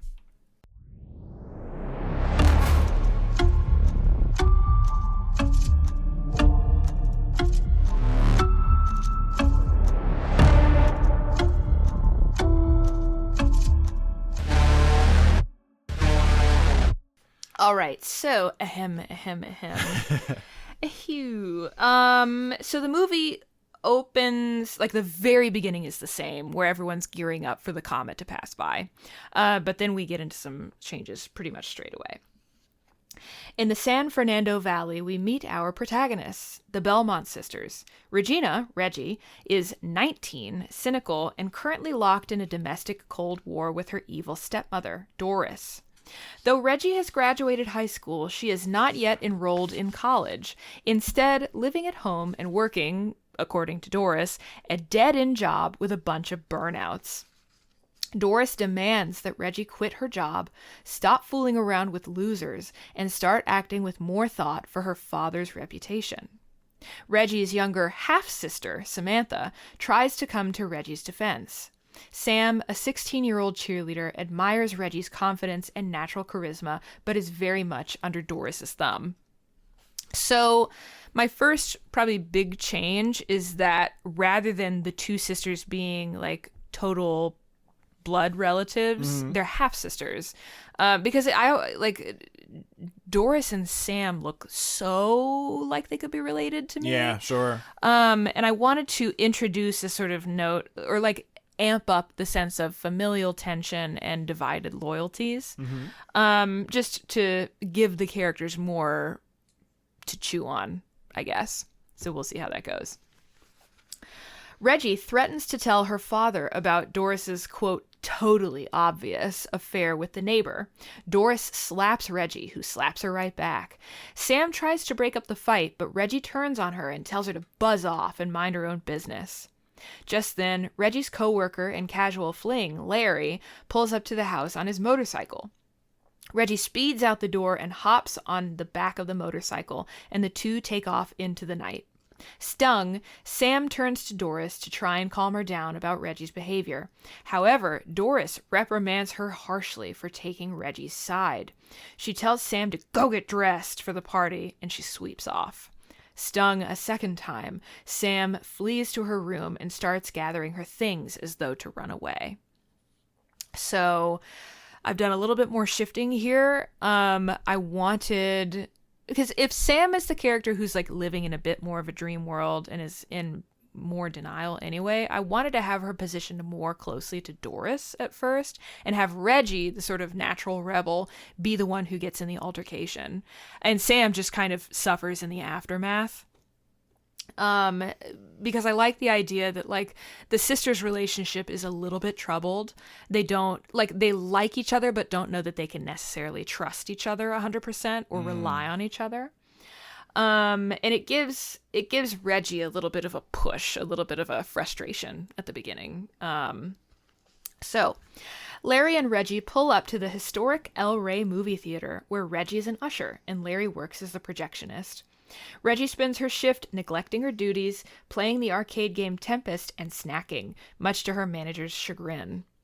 In a moment of irritation, Reggie discovers a stranger with the initials DMK has managed to get a score in the top 10. She nabs a bag of popcorn and visits Larry, who is on the phone with a customer. He runs an illicit side business, renting the theater's rare film prints to home projectionists. In a moment of Doris defiance, Reggie decides that she doesn't feel like going home at all, and that sleeping with Larry in the projection booth sounds like a much better idea. The two spend the night together, ignoring the festivities outside. As the comet passes overhead, the world turns a brilliant neon red. Most of humanity is vaporized instantly, reduced to piles of fine red dust and empty clothing. Unbeknownst to Reggie and Larry, they survive because of the steel-lined projection booth, which once functioned as a fire shelter. The next little bit is the same. So Larry goes to look for the film print, gets killed by the zombie. Reggie, does her thing, leaves, has the altercation with the zombie, runs away. Reggie then escapes via Larry's motorcycle, navigating a ghost town Los Angeles littered with abandoned cars and red dust. Reality begins to sink in. She returns home, but before she can make it inside the house, she's startled, then relieved, to see a sleepy-eyed Sam strolling out of the garden shed, wearing her cheer uniform and holding a duffel bag. The sleepy Sam greets Reggie, who asks why she was in the shed. Sam explains that she was planning on running away and staying the night with her best friend, Donna, but Donna was grounded and couldn't have anyone over, hence the shed. Sam survived merely because the shed was built from galvanized steel. Before Reggie can explain what has happened, Sam runs inside the house to fetch her pom-poms, exclaiming that she is late for pep squad practice. As Sam is looking for her pom-poms, Reggie lingers in the yard and peeks in Sam's duffel bag to see what her sister had planned on taking with her in her bid for independence. She shakes her head at Sam's impractical choices. Pink lipstick, toothbrush and comb, spare cheer uniform, diary, and a coffee tin with a few paltry bills of Sam's allowance. As Reggie smiles grimly to herself, she realizes that Doris's cocktail dress is nowhere to be found among the dusty clothes of the partygoers. Realizing what this could mean, Reggie sprints indoors, only to find a zombified Doris attacking Sam in a gruesome reflection of her own slap fight with Reggie the prior night. Reggie takes action, but when she attempts to kill Doris to save Sam, Sam screams at her not to hurt her mom. The two girls fend Doris off and flee, once more on the back of Larry's motorcycle. When they make it to safety, it takes Reggie showing Sam the piles of dust before Sam can comprehend the enormity of what's taken place. So, I said I wanted more Doris, so I gave myself more Doris. And, just, again, kind of adding in a little bit more of a layer of, the family drama, the sense of unclear loyalties, and there being sort of a problem in the sisters' relationship from the very outset of the movie. As they pass another abandoned car, they hear the radio still playing, the significance of which clicks suddenly. The DJ may still be alive. So then when they head to the radio station and meet Hector, that's the same. It's the same until Reggie realizes what has become of Larry. Upset, Reggie leaves the room and Sam follows. She tries to comfort Reggie, but Reggie snaps at her, saying that Sam is just rubbernecking at her drama like always, and it's suffocating her. Deeply hurt this time, Sam flees again, telling Hector that Reggie is his problem now. Hector stares at Sam, perplexed, then goes off in search of Reggie. Frustrated and unsupervised, Sam begins to play with the DJ equipment and broadcast her voice over the radio, which alerts a group of uniformed scientists in a mysterious underground facility. They argue, and against the protests of a lone female scientist, the group of scientists agree to head into the city soon to search for the trio and bring them to their present location. They call the station and tell Sam to stay put. Sam, the youngest and the least prepared to handle the stress of their circumstances, dreams of being attacked by zombie police officers. She awakens, and Reggie, regretful of her previous unkindness, tries and fails to comfort her. Sleepless, Reggie and Hector talk, and she tells him of her family situation and their father's absence due to his military engagements. Hector tells Reggie that he has to leave to go to San Diego to see if his own family survived. In their conversation, it seems as though the two may be attracted to each other, which irritates an eavesdropping Sam, who scratches at a developing rash. Left alone at the radio station while Hector heads south, Reggie and Sam arm themselves, and it's revealed that Sam is almost as skilled at defense as Reggie is, though she lacks confidence in her abilities. The two test-fire their new submachine guns in an abandoned car, or at an abandoned car. Before long, they argue, with Sam frustrated that Reggie has seemingly taken the attention of the last man in the world. Reggie, still protective of her younger sister, says that Hector is too old for Sam anyway. But in an uncharacteristic show of realism, Sam says, "What does that even mean anymore? I'll be dead in a month anyway, and so will he." Reggie winces at Sam's grim assessment, but the tension is broken, and the sisters laugh at their absurd circumstances. Let's see. The next little bit is the same. So Audrey, the scientist's confrontation with some of the other scientists. She's beginning to lose her memory, all that stuff. One subtle change or slight difference. When the scientists head above ground, the two children that are unloaded from the helicopter are actually two preteen girls rather than two, 10-year-old boy and girl. So, back in LA, Sam shares with Reggie the story of a boy she had a crush on. And the friends she has now, or had now, who are surely dead. Reggie has the idea they should cope with the end of the world by going to the mall. They go to the mall, they have their cute little montage, they try on clothes. The zombie stock boy incident is basically exactly the same until the scientists come in to save the day. To the sisters, this looks like a rescue. Sam inadvertently reveals that their father is a high-ranking military official, prompting the scientists to claim that a military detachment is present at their base. They invite Reggie and Sam to come to the base to see if their father is present. The girls agree, but when one of the scientists notices Sam's skin rash, they convince the sisters to split up until Sam can get a medical treatment, supposedly for the injuries she sustained at the mall shootout. Claiming that Sam can follow behind in the very next helicopter. Reluctantly, Reggie agrees, and she leaves with several of the scientists. Audrey and another man remain with Sam to quote-unquote treat her injuries. The truth is, however, that they believe Sam was partially exposed, chiefly because of the rashes she's developed, and they mean to euthanize her away from her sister's eyes. I just made this change because it kind of bugged my butt that like why would the sisters split up without a really good reason? I spoil it. I did the same thing. Sure. Yeah, I meant to put that in my. I did too. I forgot to. Did too. But we're addressing it now. It's an oversight for sure. It just feels slightly underwritten. Yeah. Alas.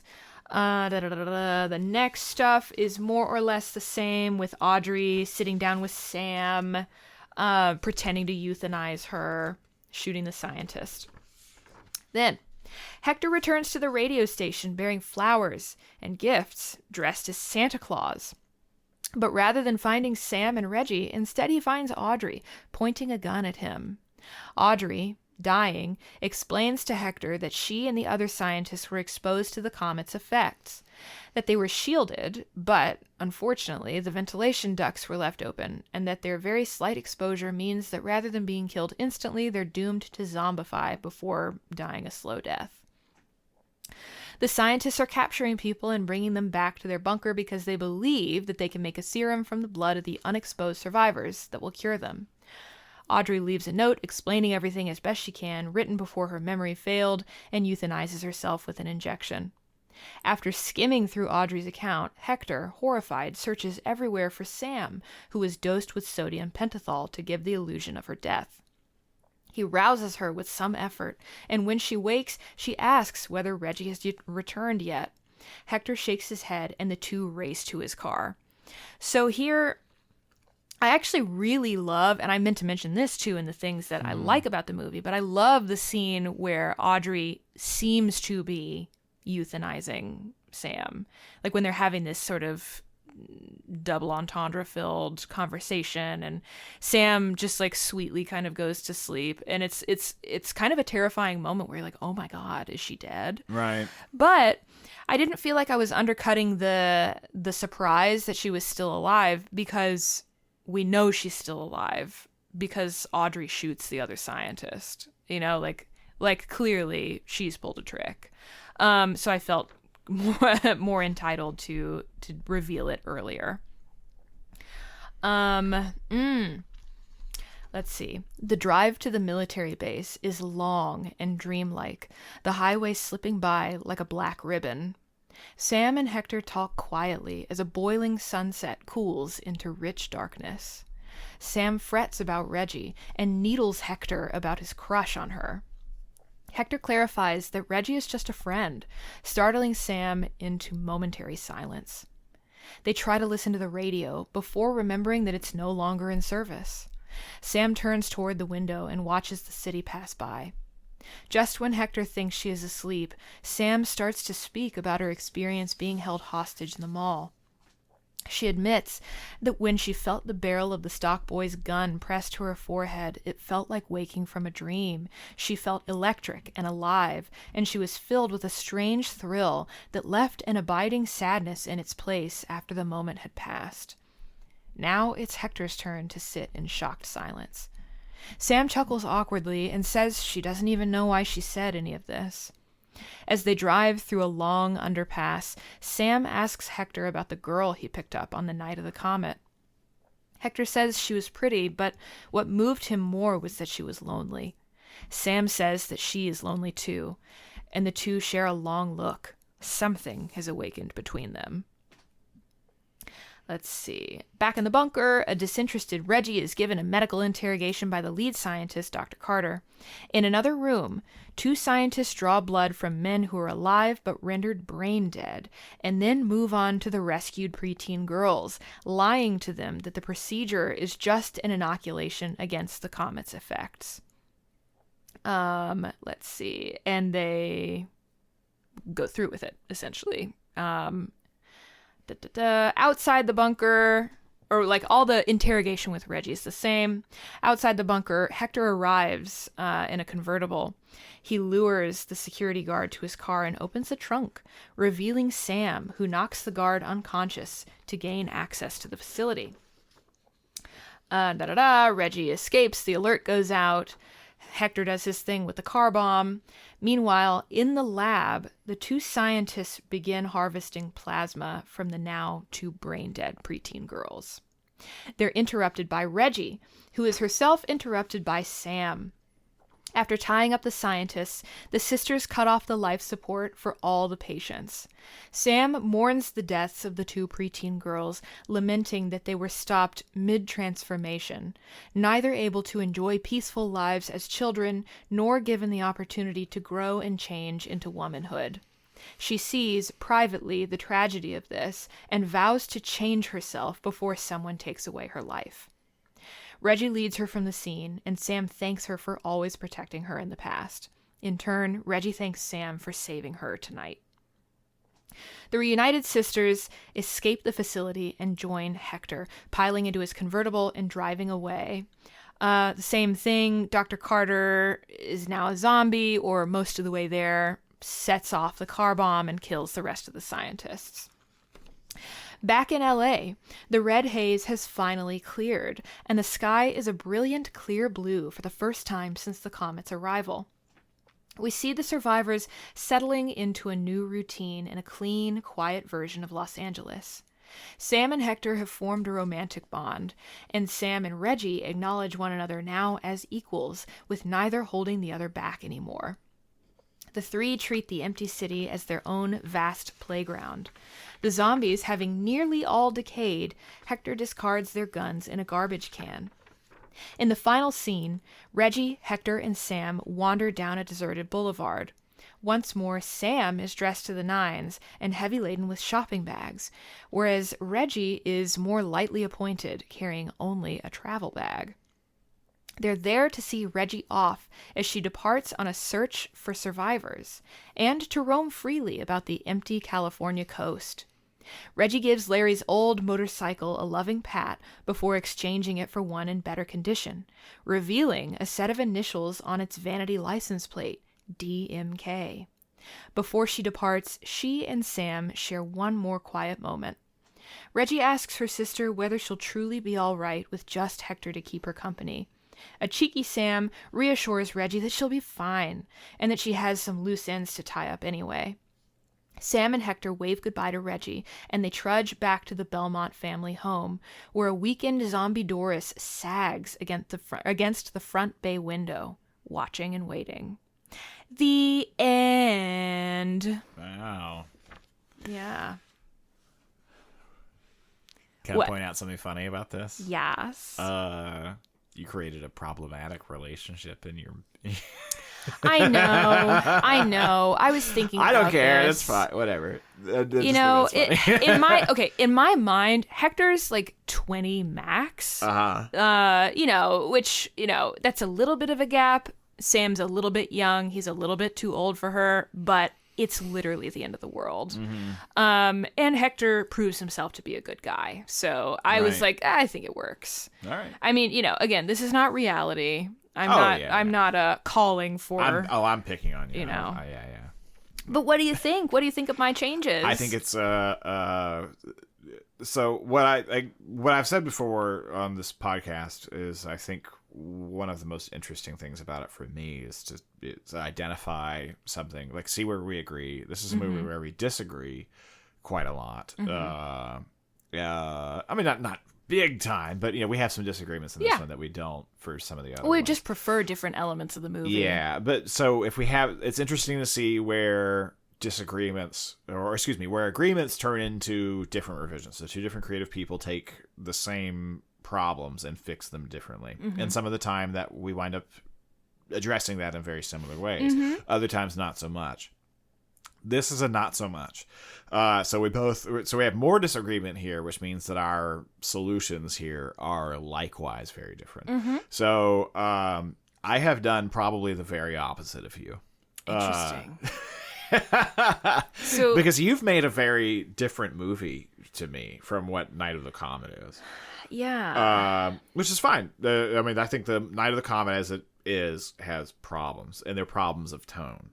For me, that's ultimately that I think that's probably my main issue with it, is that it has tone and pace problems. That for me, it sets up a tone within the first 30 minutes. It fails to sustain. Yeah. Whereas you like the tone that it gains within those after those first 30 minutes. Yeah. So yeah. So that's naturally we have very different results here. So what you're doing here pretty well honors what I don't like about the movie. So are you saying you hate it? Yeah, I'm saying I hate it. It's dumb. Oh, now you're gonna get canceled. That's right. Yeah, our one audience member, your mother, is gonna come beat me up. Yeah, it's true. So yeah, this is interesting because this is completely different outcomes here. Yeah. So I'm excited to share my version of the movie with you. I mean, I want to hear it, but I have to ask, would you watch this version of the movie? Yeah, I would. But again, it's a completely different movie. Yeah, that's true. And I think, like, to me, in my way of thinking, there's still room for that, like, the early tone of the movie, the sort of the slightly, like, tongue-in-cheek quality that it has.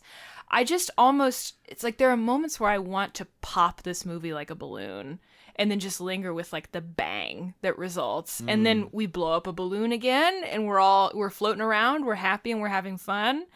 And then, like, we pop it again, Like, right. I find that appealing. I hear you. But, I mean, I can read the room. I get it. God, is this going to be the thing that tears our marriage apart? This is the one. Night of the Comet was actually the number one cause for divorce in the 80s. Wow. Yeah. And so here we are. We're just... It rears its ugly head again. Oh, my God. I mean, I guess everyone was rich in the 80s, so it wasn't money problems. Right. Well, I mean, can I hear what you've done? Let's do it, baby. Thank you.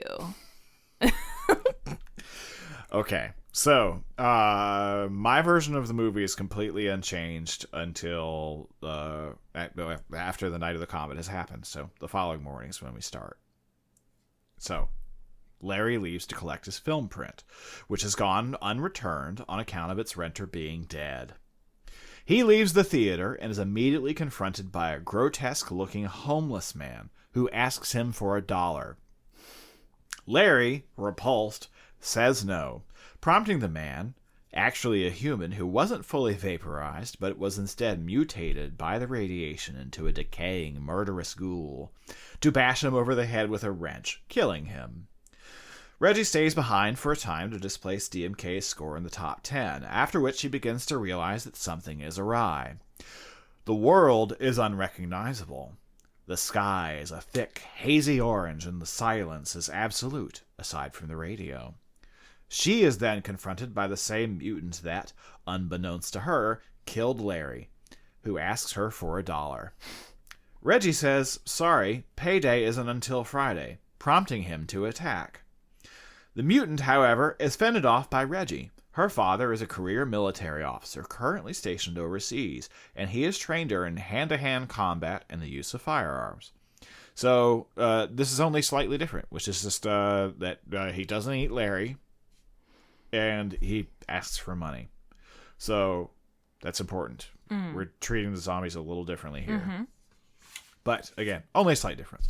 So, moving along. So, get to the radio station. Or, rather, they're in their house. The radio is playing all the while, the significance of which clicks suddenly. The DJ may still be alive.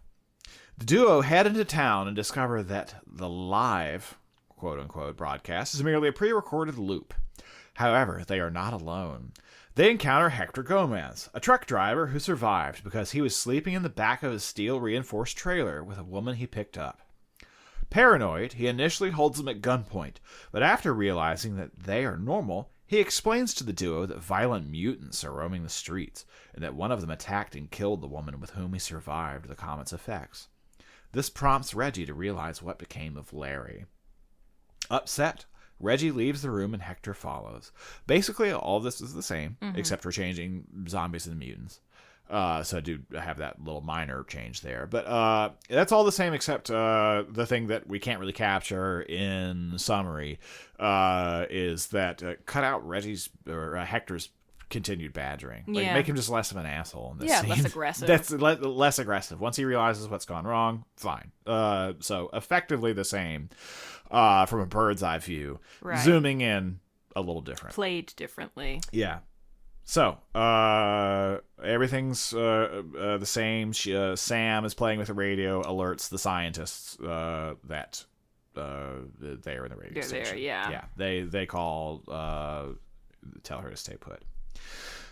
Sam, youngest and handling the stress of their circumstances least well of the three, particularly in light of Reggie's haranguing her for alerting an unknown party to their presence, flees once the other two fall asleep.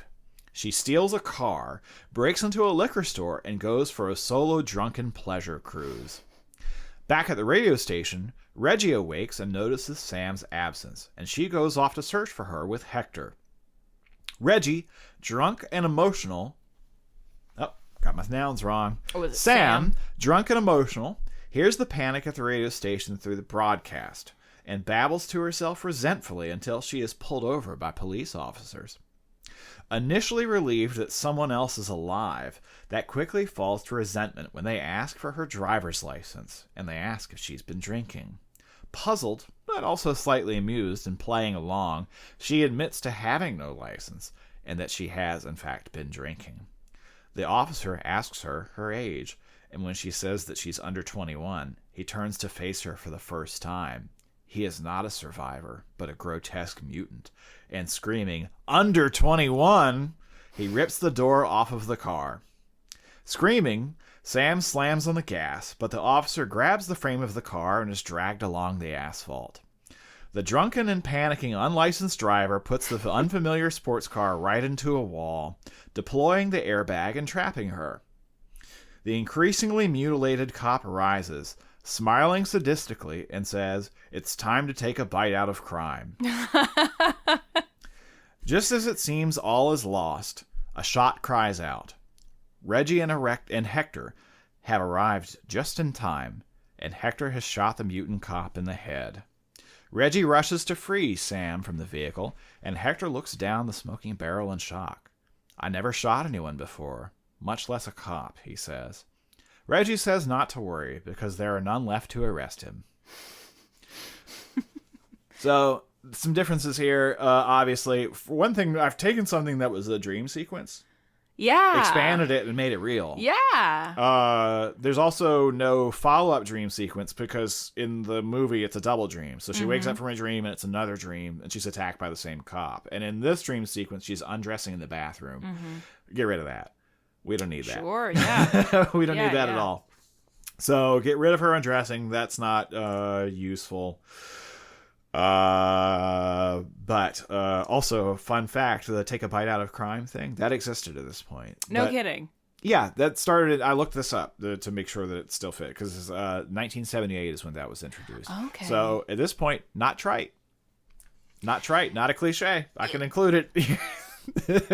So far, the zombies, quote-unquote zombies, are kind of reminding me of, like, the Romero Dawn of the Dead era zombies, who are sort of compelled to adopt the patterns of the living, or, like, that they in that sense, yeah. I mean, they're not mindless, certainly, but they've got a kind of drive I to thought them. what would be more fun is if you just made the zombies, or the mutants, rather, just heightened, ridiculous versions of themselves. Yeah. Love it. Love it. Yeah, so that was the direction I took that. So Hector, also less of an asshole here, because he's the only one with a gun at this point in the story. So he saves Sam. Back at the relative security of the radio station, a rattled and now sleepless Reggie and Hector talk, and grateful for his aid in saving Sam, she lets her guard down and tells him of her family situation and their father's absence due to his military engagements. Hector tells Reggie that he has to leave and go to San Diego to see if his family survived. In their conversation, it becomes apparent that the two are attracted to each other, which irritates an eavesdropping Sam, who scratches at a developing rash. Anyway, so a reason for their romance developing a little more naturally, because he has just saved her sister's life. So a little more connection that happens there. So everything continues as it has up to this point. Something that hasn't come up, but is important for my revision, is that Sam, I guess I did mention early on that Sam complains that the machine guns weren't good enough, because they're firing machine guns, they jam. Which is the first time in the movie that you see that Sam also knows how to use, has the same skill set that Reggie does. So she fires the machine gun and she's able to clear the jam, which it continuously jams, and she complains and says Dad would have gotten us Uzis. That's important for what's going to come. So I'm going on my way to mention it. Also in San Diego, Hector fleeing from the kid. That's great. Did you notice the picture of JFK in the house, by the way? No. Like a door slams, it falls off the wall. Oh, I noticed the picture. I don't think I remembered that it was JFK. Yeah, I recently learned that that's a thing. It was a really big thing at that time in the JFK in his day, and for a while after in Catholic families. It was a super common thing to put up a picture of JFK. Sure, interesting. That's obviously a digression, but that attention to detail I did appreciate. Yeah. So they go to the mall, right? For the sisters, the Sherman Oaks Galleria is a fortified playground. The two indulge in a dress-up session during a montage set to Girls Just Want to Have Fun. They try on designer outfits, spray expensive perfumes, and pose for one another, unaware that a group of armed men is watching via the still active security cameras. Their leader taunts them over the mall's PA, asking if they brought credit cards to pay for their purchases, and directing them to Lost and Found when they realize that most of their guns have been quieted away by their would-be assailants. Down to one gun, Reggie fires at the armed men, apparently a collection of diverse punks, each wearing sunglasses, while Sam distracts them by throwing high heels.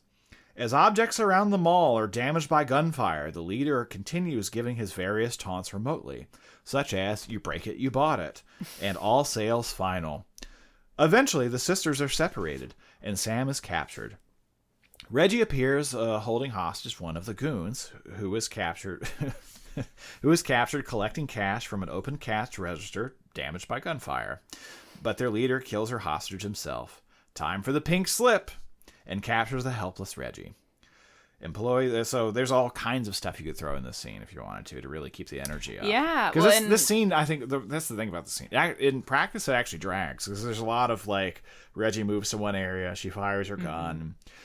Sam throws shoes. Reggie moves to another area. She fires her gun. Sam throws more shoes. It goes on and on. So, like, it's quiet. Nobody's actually speaking during most of that. So you can keep the energy up by having this guy taunt with a bunch of just retail platitudes. And stuff. Yeah, and I love that you've given yourself the little... You could dive into another room. Employees only beyond this point. Yeah. Anything. I mean, there's so much crap you could do with that. Yeah. It'll really keep it fun. And it did not go unnoticed that you gave yourself the little treat of the diverse punk. I'm going to add diverse punks to every movie. I don't usually have to. The movie does it for me.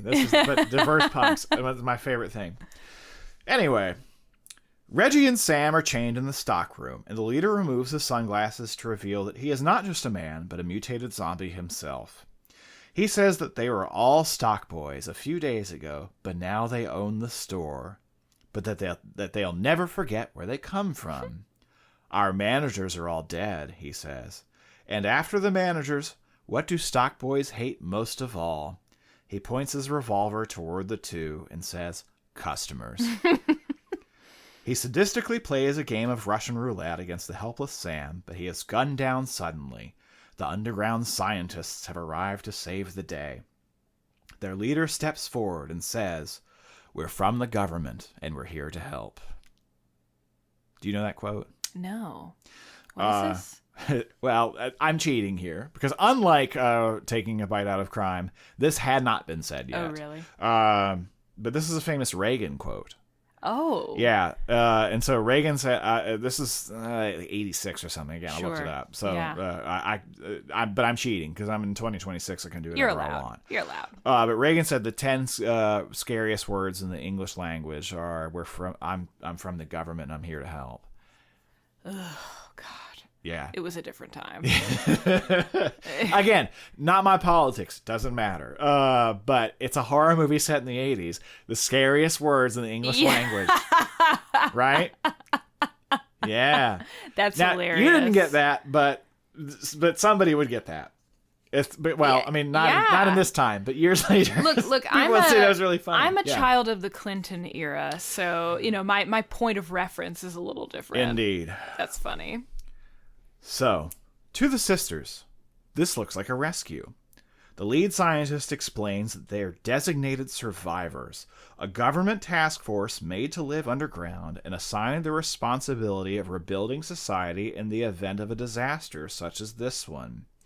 They reveal that they are the ones who called the radio station and claim that they're bringing survivors back to their bunker to wait out the mutant zombie problem. A group of the scientists split off to take Reggie back to their underground bunker, but Audrey and the lead scientist remain with Sam under the pretense of waiting for Hector. The truth is, however, that they believe that Sam was partially exposed, chiefly because of the rashes she's developed, and they mean to euthanize her away from her sister's eyes. Reggie is initially concerned about splitting the two of them up, but a persuasive and maternal Audrey convinces her by explaining that keeping the two of them in the field together doubles their risk, but that one should stay to convince Hector that they're not a threat, because they've had other survivors flee from them on sight. They are carrying machine guns after all. Reggie acquiesces, also admitting that Hector has had a history of violence with authority figures lately, and takes off via helicopter. So, get back to Hector arriving to the radio station bearing flowers. Otherwise, the stuff with Audrey and Sam, that's all the same. That's all good. That's tender, maternal. Yeah. That's all pretty strong. Hector returns to the radio station bearing flowers, gifts, and dressed as Santa Claus. But rather than finding Sam and Reggie, he instead finds Audrey, pointing a gun at him.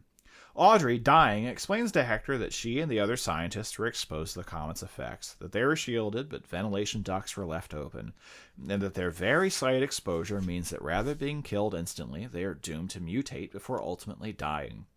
Turns out good enough for government work doesn't cut it at the end of the world, she says dryly.